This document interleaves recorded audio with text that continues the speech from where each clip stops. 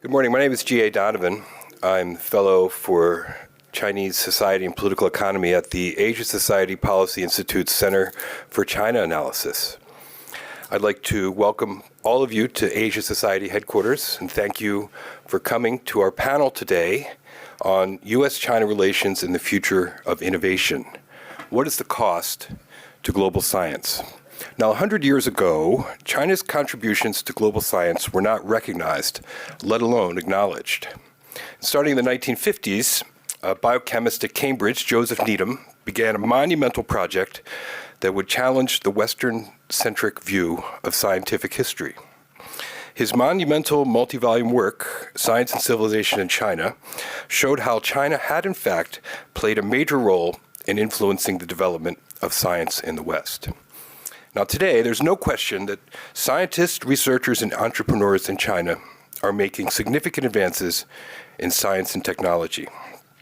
Nonetheless, there's an increasing risk that their ability to take part in the global circulation of knowledge and information will once again be blocked by political prejudices and cultural arrogance, as happened during the Cold War. At the Center for China Analysis, our work is grounded in the belief that a thorough and nuanced understanding of what is happening in China is essential for the future. Now I'd like to introduce our moderator for today's panel on the future of innovation, Jennifer Choo, who is our Director of Research and Strategy. Jennifer? Great. Thank you, GA. Is this on? Yeah. So I see here before me on an early morning on a Friday, and actually Friday before Memorial Day weekend, you have all showed up. And so I know we have a dedicated audience here interested in China and U.S. China relations and what the implications might be for the rest of the world. So thank you for coming here today. We have a stellar panel here to talk to us about how the two scientific powerhouses in the world has been a close collaborator in science and technology up to now, but that relationship is fraying. And on top of that, the policies that the U.S. government has started to impose on universities and also on science research within our country that might also be impacting that relationship. So you may know or not know that co-authored science papers between U.S. and China has been the highest among any country pairs in the world until about 2017. But as we all know, geopolitical tensions, national security concerns, and political pressures in both countries have started to narrow that space for collaboration. But that bilateral collaboration wasn't just good for our two countries. It actually generated and produced global scientific goods. That era might be slipping away, however. And so we want to understand what has been happening over time due to these security concerns and due to these national security concerns and geopolitical competition. Where are we today and where are we heading forward? In China, domestically, we have seen policies that emphasize self-sufficiency in terms of technological innovation. In the U.S., we have also made a significant policy pivot towards export controls, visa restrictions, and also investigations like the China Initiative. But Beijing hasn't paused. They're investing billions into science, into education, into science infrastructure, what some have called a fitness club for scientific capacity. In contrast, in the U.S., we're seeing defunding of science, of attacks on universities, and otherwise. And so where is this all heading? Today, we're not questioning the legitimacy of U.S. national security concerns. That is not the question here today, but it's actually what is the right balance that we want to strike between preserving U.S. innovation and protecting it? Are we striking that right balance? So I have before me an absolutely star-cast panel here that I'm excited and feel privileged to moderate. So let me introduce you to them individually. So to my right is Lizzi Lee, our Chinese fellow at CCA on economy. Dr. Li is an economist turned journalist. She graduated from MIT from a PhD program in economics before joining New York-based independent Chinese media outlet Wall Street TV. She was also the host of The Signal Live with Lizzi Li, powered by China Project. Next to her is Professor Susan Shirk, research professor at the UC San Diego School of Global Policy and Strategy and director emeritus of its 21st Century China Center. She's also director emeritus of the UC Institute on Global Conflict and Cooperation. And from 1997 to 2000, Susan served as Deputy Assistant Secretary of State in the Bureau of East Asia and Pacific Affairs with responsibility for China, Taiwan, Hong Kong, and Mongolia. Next to her is Professor Yasheng Huang. He just joined us at CCA as a non-resident honorary senior fellow on economy and technology. Welcome, Yasheng. He also holds the EPIC Foundation Professorship of Global Economics and Management at the MIT Sloan School of Management. Reflecting his many years of leadership at MIT, he served on the MIT China Strategy Group that authored a comprehensive report on how the university should engage with China in 2022. Currently, he serves on an advisory committee at MIT convened by the President's Office on how MIT should respond to recent U.S. federal policies. His previous appointments include faculty positions at the University of Michigan and at the Harvard Business School. Brendan Kelly is also a non-resident fellow on Chinese economy and technology at the Center for China Analysis. He most recently served as Director for China Economics on the National Security Council staff at the White House from June 2023 to July 2024. He was instrumental in shepherding the scientific agreement between U.S. and China that got renewed in 2024 that we'll hear about more during our panel discussion. He was responsible for coordinating U.S. government economic policy issues, technology controls, and engagement related to China. And from 2018 to 2023, he served at the Federal Reserve Bank of New York, including as acting head of international relations and country risk after leading the bank's analysis and engagement on Asia. So help me to welcome this panel members, and let us just dive in.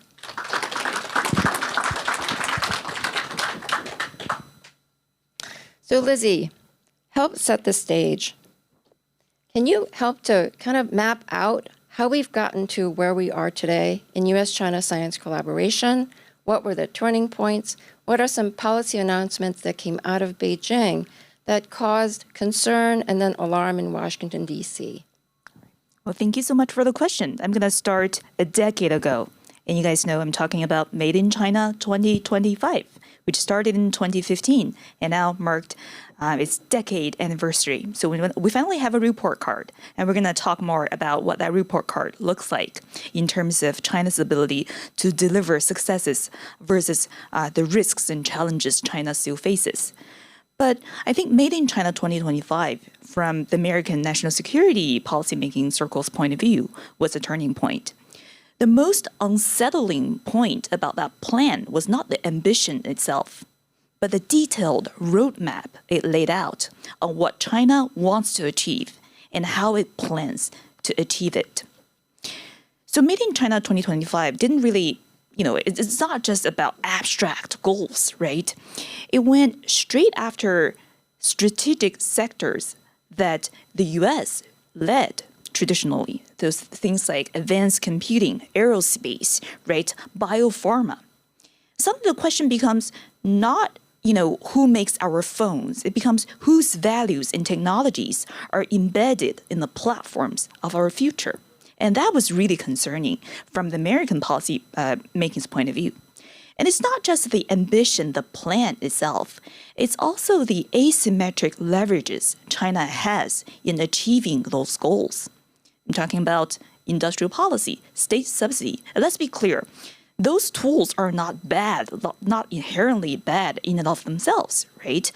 Industrial policy plays an important role, and I would say the U.S. and Europe are slowly catching up to that, coming to that awareness that policy can actually make a difference in some sectors. Other tools are more murky and less clear, right? Industrial policy at that scale, few democracies could match. And also China has a host of regulatory tactics and tools that can really tilt the playing field in its favor. Roughly around the same time, European firms, American firms, were starting to observe and reporting more incidences of IP leakage, forced tech transfers, and also a patchwork of rules, regulations. Many of them are very opaque and, frankly, quite discriminatory in practice. So not just the goals, but also China's perceived asymmetric leverage. But I think what really shifted perceptions, as my colleague Brendan Kelly very helpfully reminded me, was this perception that China also has a whole of society approach when it comes to acquiring technology. The idea that is that, well, tech transfer doesn't come only from espionage alone. It also came through covert incentives that Beijing has access to, things like co-opting the research community, co-opting the diaspora community, right? Backdoor business deals, and how civilian researchers flow into military applications. So to many in Washington, it looked like state-orchestrated, systemic tech acquisition from U.S., and that was really concerning to many in the policymaking world. And the fear, I think, legitimate, is that U.S. research community, U.S. business community, were not well aware of those risks, the dangers. They were not well prepared, and they could be potentially exploited. To be fair, many of those concerns were valid, at least to some extent, and there were real evidence supporting some of the things I highlighted. But what happened afterward was, I would say, an overreach, blurring the line of vigilance and, frankly, profiling. I'm talking about the China initiative, and my colleagues and my fellow panelists are going to go deeper into that. Many targets of that initiative were Chinese Americans. They were investigated, as it turned out, not for espionage, but for, quite honestly, grant violations and, pretty minor grant violations in many cases. And also tax issues. Some are serious, some are quite minor. But careers, lives were derailed, were damaged. And the real personal stake, the real personal toll was immense. I have many stories to share. I won't share all of them on this stage, but they were painful to hear and painful to watch even from a distance. And the net benefit has been murky at best. We're going to talk more about those, how to strike that balance, what that actually means in today's policymaking world, which is still very much a live and dynamic discussion. But I will stop there and leave the stage to my stellar fellow panelists. Thank you, Lizzie. So I think, Susan, one of the cornerstones of U.S. scientific enterprise has been its ability to attract world-class talent, to attract them to research with us, to collaborate with us, to educate and to learn from. And two pillars of our scientific enterprise is actually openness and academic freedom. So can you describe for us what have been some of the U.S. responses to what I think Lizzie has described? And also on top of that, I think there was sort of a national push for a civil-military fusion under President Xi Jinping. So what were some of those responses, and how has it affected our scientific research ecosystem in universities in particular? Well, thanks so much. It's great to be here with all of you and talking about such a very, very important subject. My view is that Made in China 2025 was one very important driver of American policy response and law enforcement security response. But it was also the fact that China's own policies, more broadly described, became more repressive domestically in China and more assertive internationally.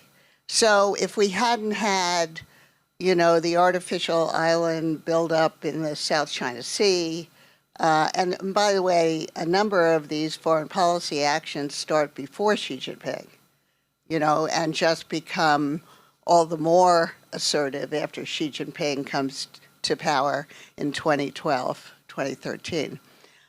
So the notion that China is a threat, potentially a military threat to the United States and its allies, is really a very important part of the context here.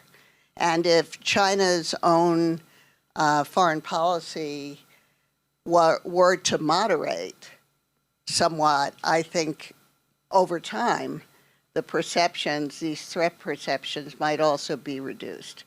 Although Americans really value primacy. And this, I think, frankly, it's kind of the wrong goal from my perspective. Everybody can't be number one in everything. And but in any case, I think threat perceptions more broadly were very important. But to go back to American reaction, the China initiative of the Department of Justice in 2018 is what, of course, people focus on.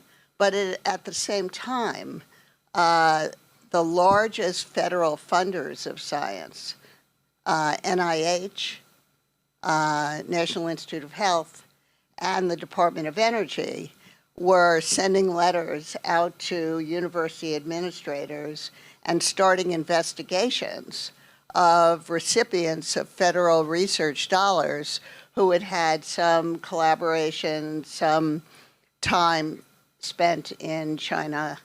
And that led to a tremendous reaction, especially, now I'll just mention NIH. In the life sciences, Chinese and American scientists are the most active collaborators in the life sciences, and also the ones who publish in the highest quality journals. The way people evaluate what is the highest quality research is often by publication. And my colleagues at 21st Century China Center in the China Data Lab, Jia Ruixue and Molly Roberts, have a stream of research showing how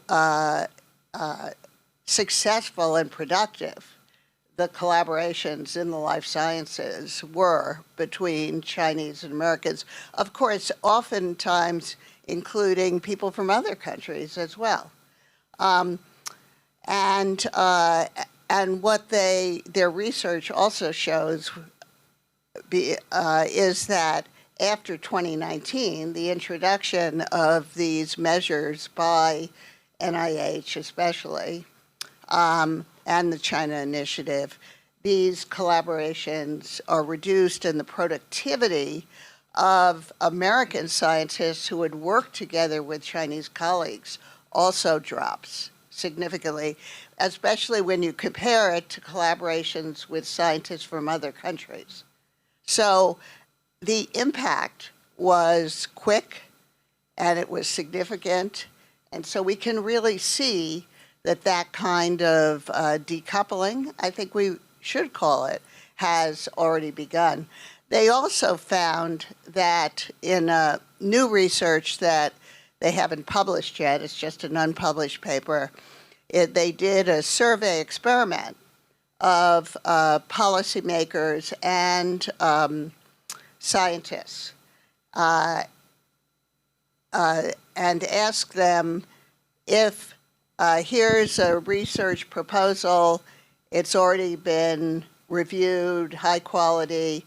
This one, some of the respondents got one from Germany, some got from China, Chinese collaborations, and then they were asked, should they go ahead with the research or not? And what was really depressing is that not just the policymakers who are thinking about risk, but the scientists themselves are saying, go ahead with the one from Germany, not with the one from China. So even in the chilling effect on scientists is still, has already really sunk in. Maybe I'll stop there. So the China Initiative ended in 2022, and the effect of that seems very quick. I do know the paper that you mentioned by Jerry Shui and Molly Roberts, and the effect that they saw result on quality of publication because of that declining collaboration between U.S. and China was quite significant, statistically significant, and so it was quite real. And so we have different strands here. We understand the overreaction of the China Initiative, sort of the racial bias and sort of the cost to U.S. Chinese scientists of Chinese heritage that Lizzie talked about, and also the security threat, the threat perception that we perceive from China. And so we have a very delicate balancing act to do here. But I want to turn to Yasheng now to ask you, what has been the impact of perception by Chinese scientists of U.S. science? And what do you think is the impact on global talent flow in STEM fields? Is this an irreparable damage? And we come to this question the day after the announcement by the U.S. government that Harvard will no longer be able to enroll international students. And so how do you view this moment in history? Well, very negatively. That's, that's all I can say. The China Initiative started in 2018 in the Justice Department. Now there's a bill that was just passed by the Congress. It was terminated, as Jennifer pointed out, in 2022. But now there's a bill in the Congress to reinstate China Initiative as a legislative act. Before, it was a departmental project. Now there's an effort to make it a law of the land. Whether or not it's going to pass in the end, I don't really know, but at least there's the effort to revive a China Initiative. I think we need to think about this issue at several levels. One of the biggest contextual factor is what exactly is science and what exactly specifically is open science. I think this is a distinction that a lot of people don't quite get, even people who are extremely well educated. People tend to sort of think about the research produced by universities and research produced by companies in the same sort of a category of knowledge production. But in fact, they are fundamentally different from each other. The university research is open, is fundamental, and most of it is not applied. It is really about theories and fundamental ideas in knowledge production rather than the kind of knowledge that you can deploy immediately to for commercial purposes. This is a fundamental distinction, right? If it is open, then everybody has access to that knowledge. So this is where China Initiative, we have to understand China Initiative in that context. The China Initiative was motivated by the concern that the U.S. government had and still has about Chinese effort to transfer IP to, in their words, steal knowledge from America, using university campuses as a vehicle to do that. But if we understand the nature of open science, that is just not a very productive way of thinking about this issue. I'm not going to say there are no spies, there are spies. But this is almost like stealing from New York Times, right? When you have that knowledge access very, very easily if you just subscribe to the magazines. And at universities, as many of you know, you can go to these seminars and nobody's going to check your ID. It is open, right? No North American university undertakes classified research, except, I might add, for MIT. But it is, but it's done at a separate location in Lexington, Massachusetts, rather than in Cambridge, Massachusetts. It's under Lincoln Lab. And when Lizzi was a student there, I'm faculty at MIT, I cannot go there because to go there would require security clearance from the government, right? So universities don't undertake classified research. That being said, I think it is a legitimate question and legitimate debate to have, which is, whether or not in the current geopolitical environment, the open science still is a sort of predominant, first of all, equal principle.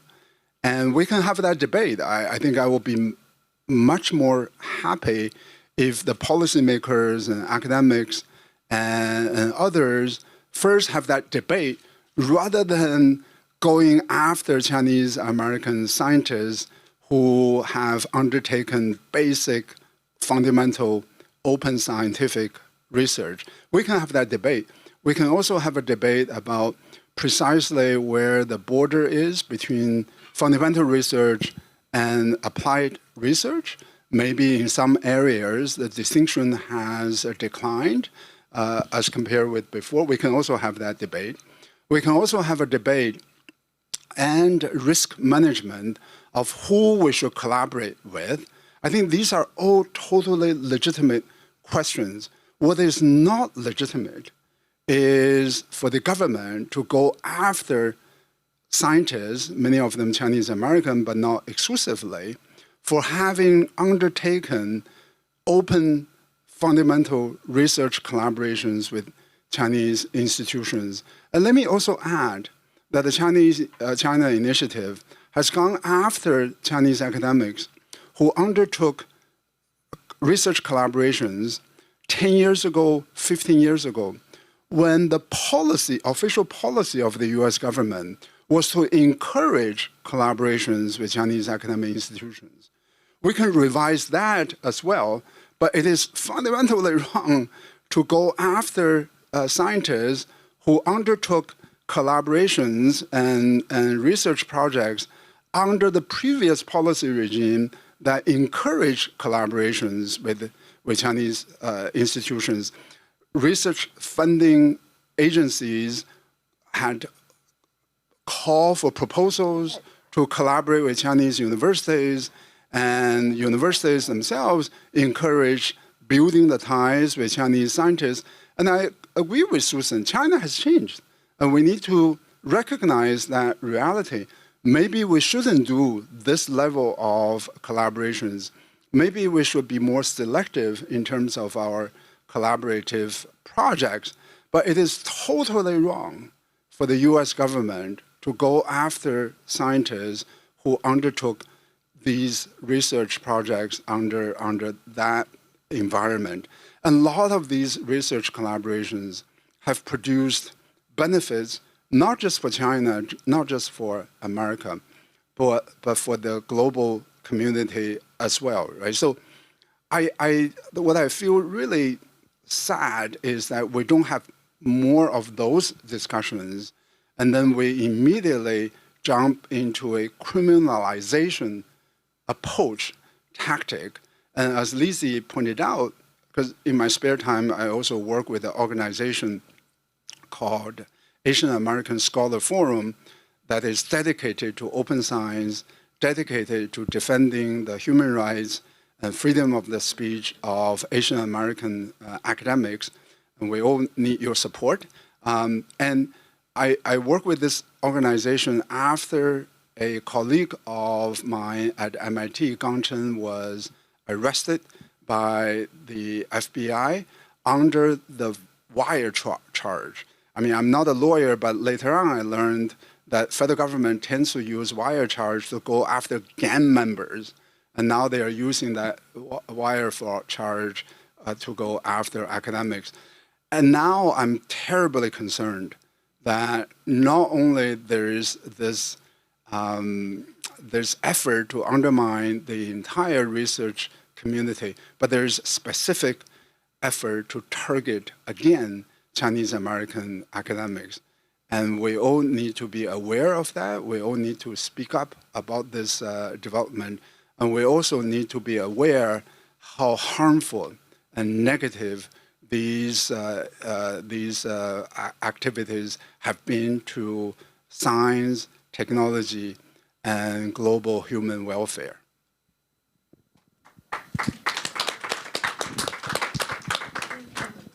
Great, Yasheng. I think you put together such a comprehensive picture of the cost, also distinguishing between open basic science, fundamental science, versus applied science, and how they differ in the university context versus more commercial context. And the wrong-headed approach, if I might say, regarding the China initiative. But I want to turn to Brendan because in a way, I'm glad to land on you because you were at the White House and you also worked on sort of science policy, economic policy towards China. And you were instrumental in helping to renew the science and technology agreement with China. And so there is a ray of light here. And I want to understand sort of how the government views this collaboration between China and U.S. in science and how that agreement has come to be, the scope, what remains, what's lost, and how we should think about that collaborative relationship. No, sure. Thanks, Jennifer. It's great to join this distinguished panel, especially in this environment that my fellow panelists have discussed. There was a lot of pressure, particularly from some members of Congress, to let the U.S. China Science and Technology Agreement, the STA, lapse or essentially cancel it. We thought that was misguided. I think this is a good example of an area where de-risking but not decoupling is the right approach to China.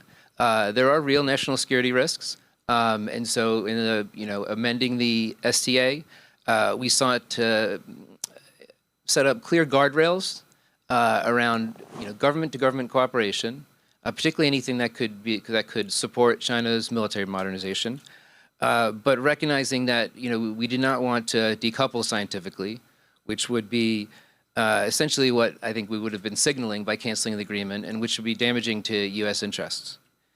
I think there are similarities to the broader economic relationship. So a couple of weeks ago, from the U.S. China meeting in Geneva, the Trump administration said that broader decoupling economically is not in the U.S. interest. That would be damaging.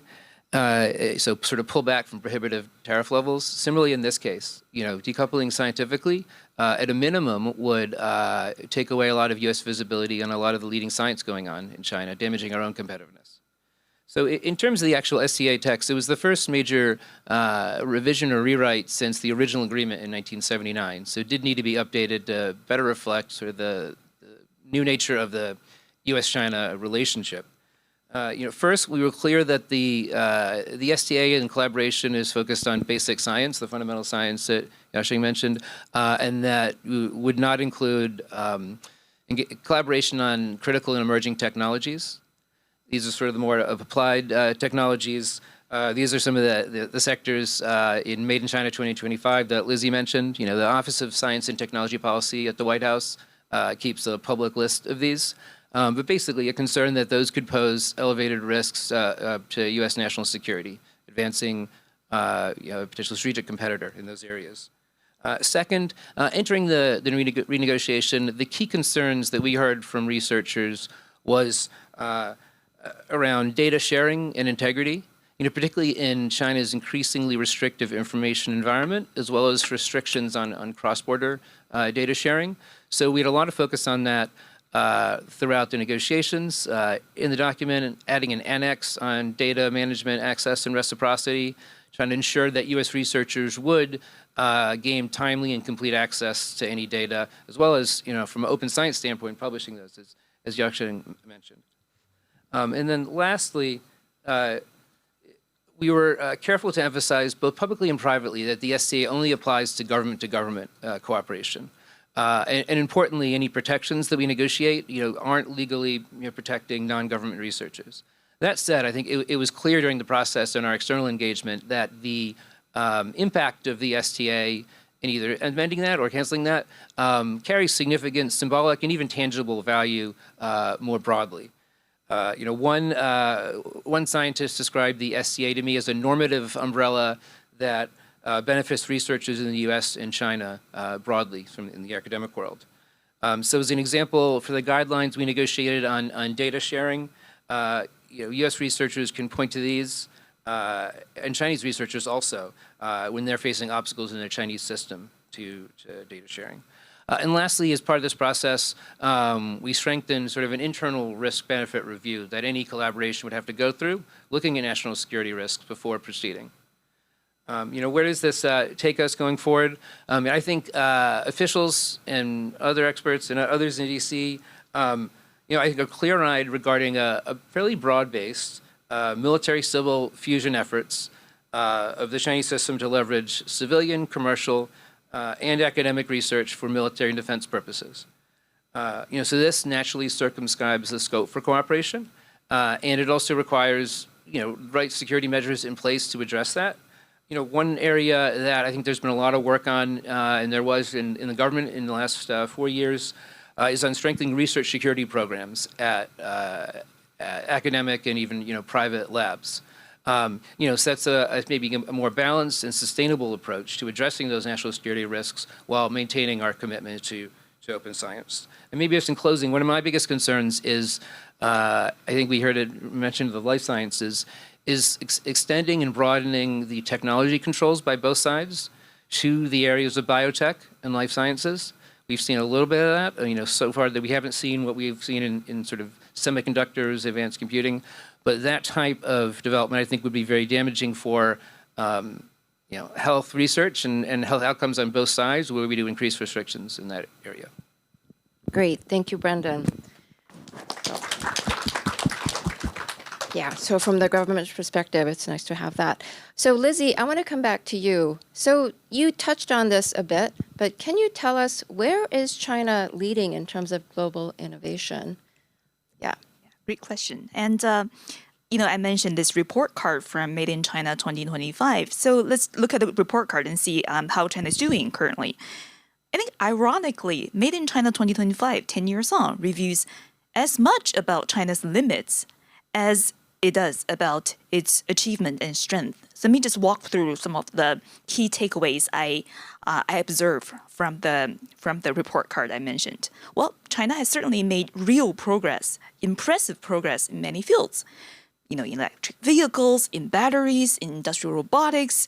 And China's not just catching up, it's leading, and in many cases setting global standards for best practice. If we take firms like CATL, BYD, they are globally competitive, and they are setting sort of what the best firms in this field can achieve. For a lot of the Western companies that used to be their, the leading companies, their sort of leading counterparts. And let's talk about advanced manufacturing. I think here is a area where state policy actually delivered. So state policy delivers where private capital hesitates for good reasons.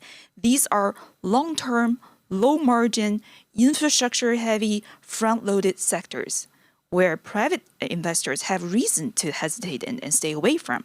And state policy, state subsidies really work here. And let's look at what China did really well.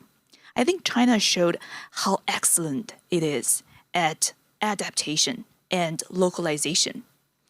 So if we think about the technologies behind lithium batteries, the technologies behind AI, right, the technologies behind automation, those were not moonshot inventions by Chinese scientists and Chinese engineers. But China was able to leverage that technology, localize it, deploy it at scale, fast, in a very cost-effective way, and deliver transformative effect on its industrial ecosystem, on its economy. And I think that's really humbling.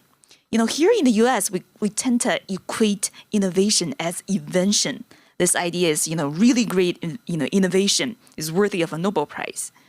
But I think China shows us that we need to rethink about the definition of innovation itself.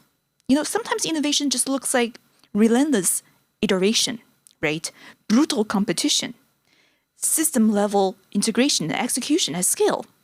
And China showed how well it can be done and how transformative innovation can deliver in changing the landscape of its economy. And another part of China's strength showed by Made in China 2025's success is that I think Chinese engineers and scientists are genius in developing workarounds. They are genius in working under constraints. And they are genius in delivering under tight time constraints. Again, I'm talking about in a judgment-neutral way, right? So take Huawei. Huawei had hard time getting access to cutting-edge chips. What Huawei came up with was this chiplet technology. In layman's term, basically by stacking multiple low-performance chips together to deliver the same level of compute as advanced chips. Well, it's not the most elegant solution. It's kind of an engineering workaround, but it works. And it keeps the machine of Huawei going, buys it time. So Huawei can actually use the time to come up with real innovation. And it works. That's the kind of innovation China's really good at. But I think, we also need to be clear-eyed about what the Chinese system is still not quite achieving. If you look at Made in China 2025, a lot of it is very investment heavy.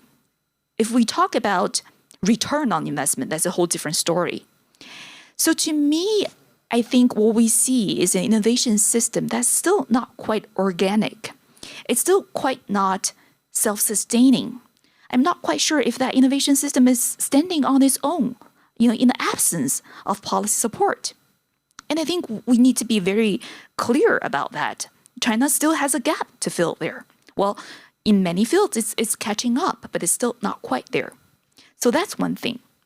And another core challenge I see through, this report card from Made in China 2025 is incentive. A lot of the incentives built in Made in China 2025 is still output metric driven, right? Reward driven. And when you have incentives, sometimes you see distorted incentives. Classic principal agent problem if you guys took Econ 101 in college. If you look at patents, right? Patent volume is high from China, but many of them are patent fillers, right? Low quality utility models, not actual valuable patents. That's how incentives might work in different, in distorted ways. And when that incentive interacts with China's political economy, what you see is incentives get distorted at the local level, right? China's local governments have various degrees of policy discipline. Some local governments basically just, chase after subsidies, go after shiny project, creating this innovation theater, right? Here we're talking about wasteful projects. Every firm had a semiconductor in its name, but, they were actually just making shoes or something like that, right? And that's how incentives actually get distorted. What you saw was the corruption scandals and, kind of waste of resources and kind of this, how state policy itself is not real substitution for real incentive to innate incentive to innovate. And I think that's also a lesson that we should be clear. And let me just talk about semiconductor. It's a little bit of a, uneven landscape here. And let's see what China did and what it did not do, right? In terms of breakthrough, we see impressive breakthrough in memory chips. China's, memory chip development has been quite impressive in many ways, catching up to the global frontier. But if we're looking at logic chips, which is much more sophisticated and complicated in terms of technology, China still depends heavily on imports. So what's the difference? I think when it comes to something that's really complicated, really sophisticated, you actually require more than innovation speed, innovation scale. You actually need innovation depth. And China's domestic innovation system is still not quite mature yet to catch up on that front. That takes a deeper reservoir of talents, of kind of vibrant capital market, of decades of research, as a solid base to deliver. And China's still not quite there yet. Well, it's catching up. but it's not something that policy alone can accelerate. So, so what's a final take on it? So I think the U.S. has legitimate reason to be concerned about another DeepSeek moment. But I think from, decade in, when we look at Made in China 2025, we see China's ability to deliver under compressed timeline. We see where industrial policies can really make a difference. But it's also revealing how much of the system is still dependent on policy, on this interaction between this industrial ecosystem and its policy, and where the system really hits its limit. So I think we need a more well-rounded view on where China is moving fast and where China is still lagging behind. Great. There was a really comprehensive picture of where China is strong and where there are still sort of weaknesses in its innovation ecosystem and science ecosystem. So, Susan, let me turn to you. So, I want to mention that many Chinese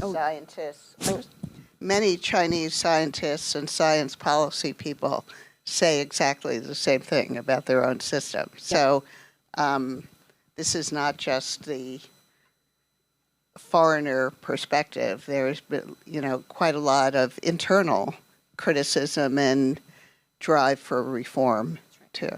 Absolutely right. So we have a very good snapshot and analysis of China's science and technology innovation, as Susan just mentioned. I'm sorry to interrupt. Yeah, you. go ahead. Not at all. Please feel free to interact and comment on each other's comments. So I wanted to come back to you because we see that there are strengths to sort of state-led innovation, but also sort of weaknesses of that. Maybe not an organic ecosystem. What are your thoughts in terms of disengagement then when science collaboration with China? And I'd like to actually turn our attention more to maybe what the U.S. is doing in the context of this U.S. China science, if there's disengagement, but also competition in that context, what that means for universities. Well, maybe I can speak to what I think is the sort of current state of the discussion inside the United States about tech restrictions more broadly, including talent, which is such a critical ingredient. And of course, it's really worth repeating the very important fact that American research universities, American higher education, is one of America's greatest strengths. It is the magnet that attracts talent from all over the world. We now have a global knowledge economy, and there are talented people all over the world. I mean, you look at the numbers of international students at Harvard, for example, which are reported today because of what the Trump administration has done there. So it's, the talent factor is so important because our universities attract people from all over the world, and then typically, like over 70% of those people, including and especially Chinese, opt to remain in the United States and become scientists, entrepreneurs, or they go back. If they go back to China, then they become collaborators with their advisor or their colleagues here in the United States or in other parts of the world. And so these restrictions, especially on talent, I'll concentrate on that, I think have really been costly because we do see fewer Chinese parents wanting to send their kids to American universities, graduate students coming here. And I don't think that many will go back to China because living in the Chinese system after you've lived outside the Chinese system is really difficult, I think, because even if you get a lot of research funding, there are other limitations on your, obviously, access to information, Great Firewall, barriers, and freedom of speech, and so many other challenges living in China as an intellectual. It's very, very difficult. But they can go to Canada, it's not very far away, or the UK. We see, and the cuts in science spending, federal science dollars, really makes the attractiveness of remaining in the United States also diminished. So, I think there are many counterproductive features of American restrictions. I also feel that our restrictions on, for example, the Huawei chips, this sort of extraterritorial effort to tell other countries you mustn't buy Huawei chips, use Huawei chips now. And it's fascinating to me that the Chinese side now, responded very quickly with their own retaliation or threatened retaliation. So, it's not going to be cost-free and to the United States or for our friends and allies.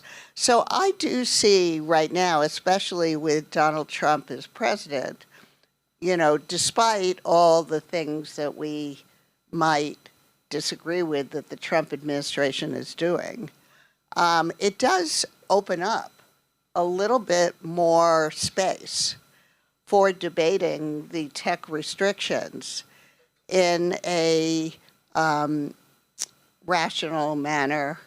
I see the people, there's a kind of camp of people, and I count myself among them, who think that a lot of the tech restrictions from the United States, beginning with the first Trump administration and then through Biden and now in the second Trump administration, are what Paul Triolo has called small gain, high cost.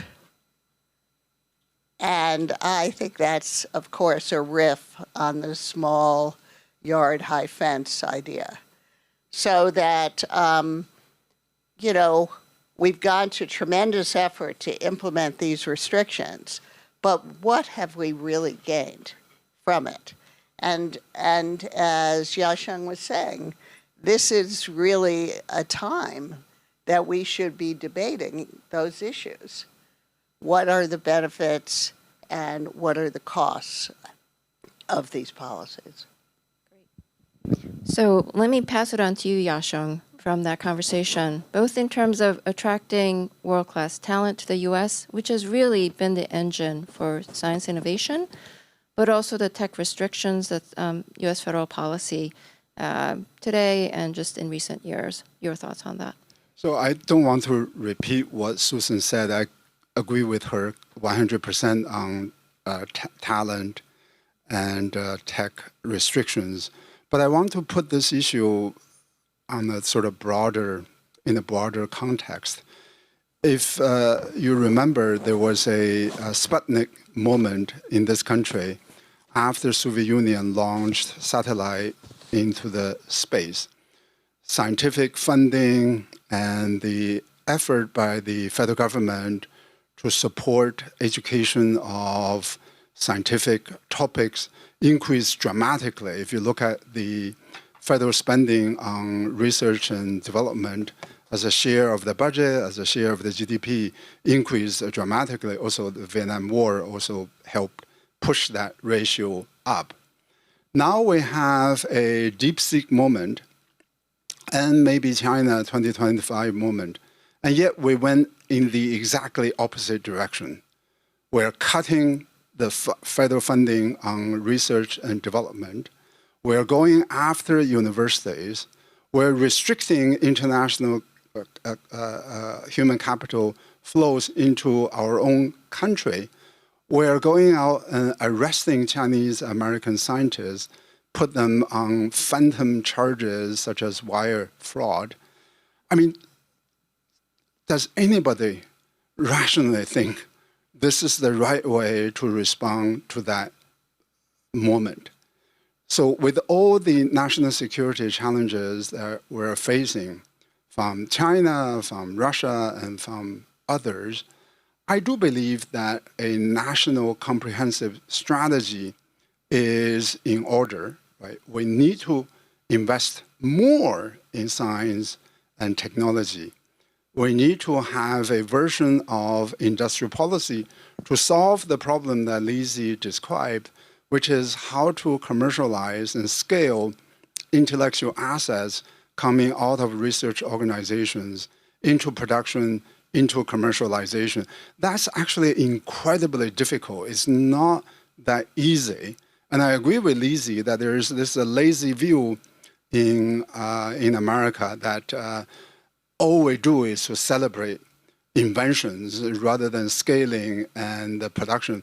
But the economic benefits are in the production and the commercialization of ideas rather than simply in inventions of new ideas, right? So, but look at what the Trump administration is doing. They are setting back the CHIPS Act. They are cutting down industrial policy programs.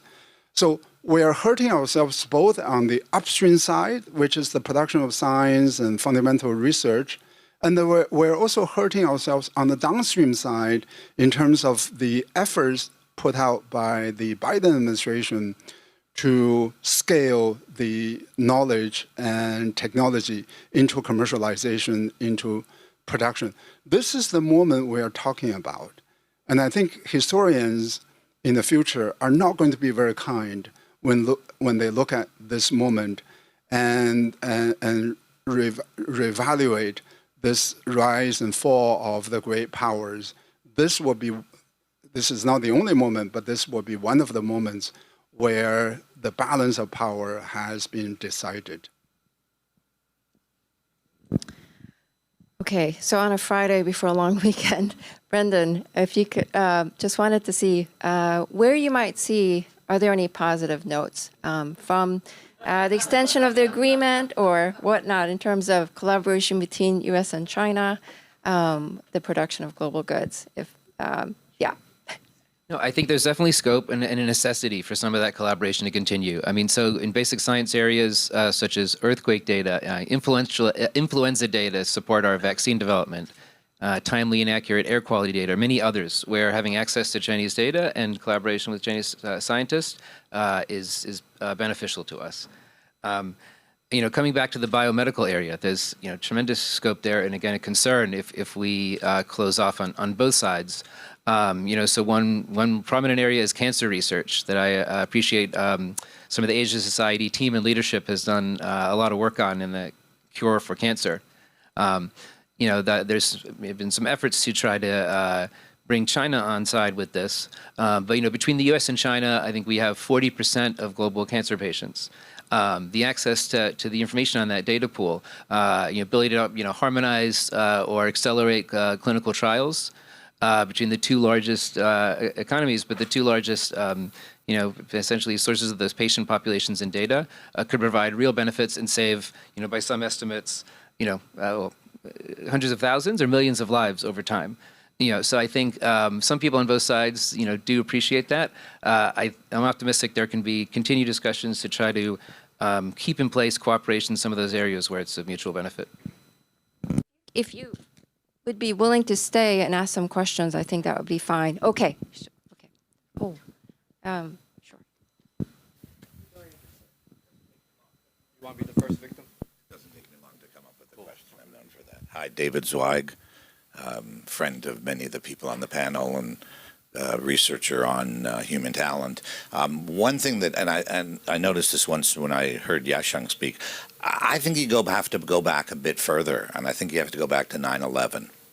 And I think you have to go to the national security laws that came out of that. And since that date, the National Security Agency collects 1.8 billion emails a month coming in from overseas. And it then passes any names. I mean, that's how Yasheng Temple was discovered. They found, the National Security Agency found that there was a reference to some kind of technology. They then passed his name on to the FBI. The FBI misread the technology and then kicked his door in, right? And my understanding is that the reason that the cross-border, cross-Pacific collaboration has dried up is because of that problem, which is if you're sitting in China and you have a student who is your student working in the United States, you know that if you do collaboration with him in any kind of field of technology, he is potentially going to be investigated by the FBI.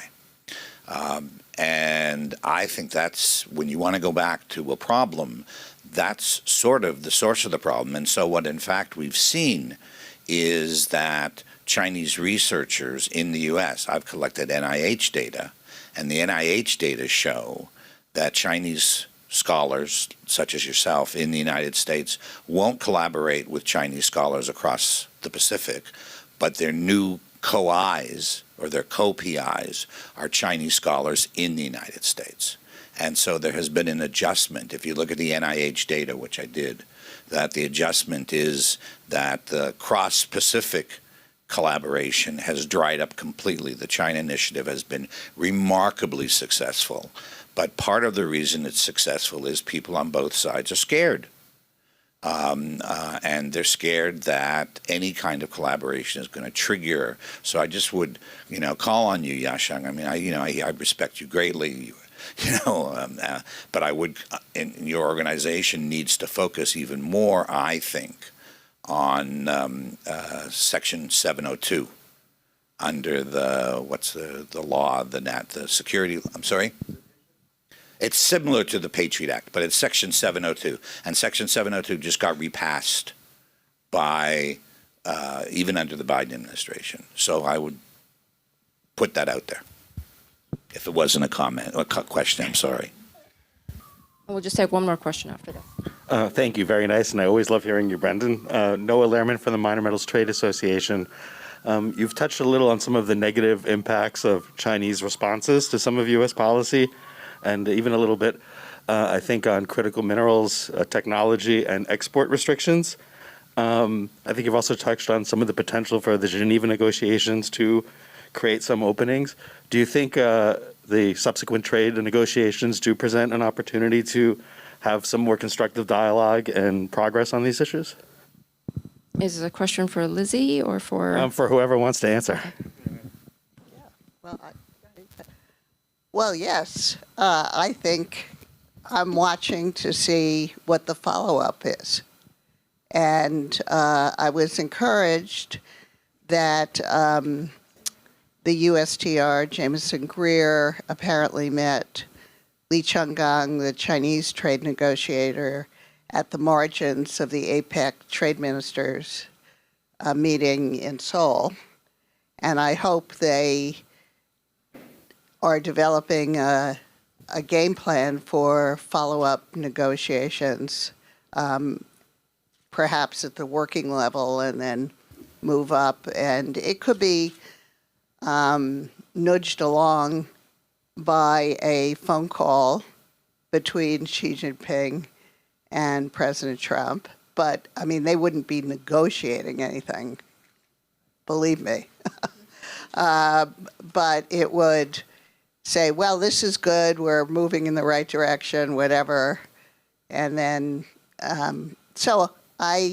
but on the tech side, I think the tech issues are still looming out there.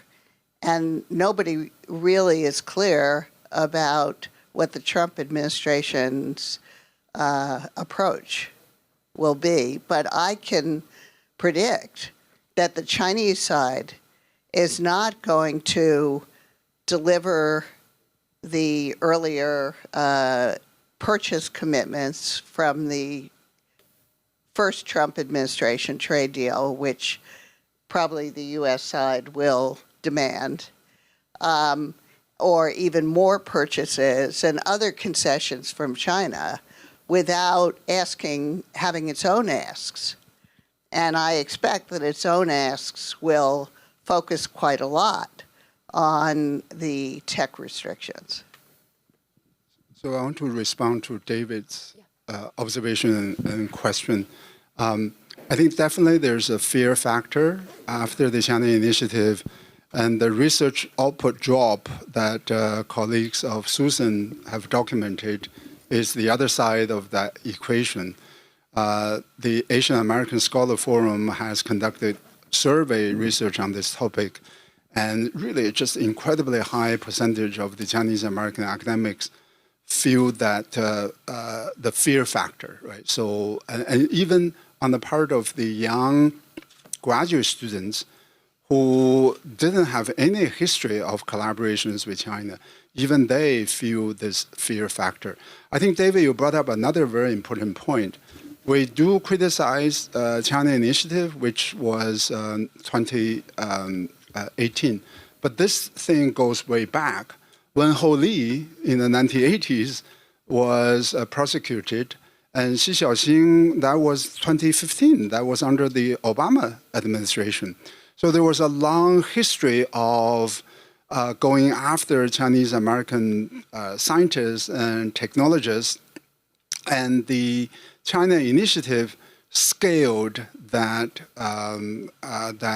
prosecution effort, right? So that's the difference between the China initiative and the previous activities. Another thing I want to add is that David also brought up the point about 9/11. That's true. I agree with you in terms of the privacy, in terms of monitoring of the telecommunications. But it is also true that President George W. Bush reaffirmed a document, what is known as NSDD 89. I may not get all the abbreviation right, but something to that effect, and which was a 1984 national security document under the President Ronald Reagan to make a sharp distinction between fundamental and open research and classified research. And they identified this middle area, the sensitive technology, then that area of technology should be subject to export control. After 9/11, at that time, the concern was not about China, but it was really more about Middle East. That distinction was reaffirmed in the strongest possible terms by National Security Advisor Condoleezza Rice and by President George W. Bush. Right? So even in that environment, after 9/11, there was a recognition of the importance and the spirit of open science and fundamental science, the kind of recognition that is completely lacking today. And this is really, really worrisome. Great. I think we will wrap it up there, but Yasheng, you summarized very well sort of the confusion and sort of the blurry line between open fundamental research and what's applied research and what the Chinese scientists are going through today in the U.S. So thank you very much for staying with us until the very end on this very important conversation.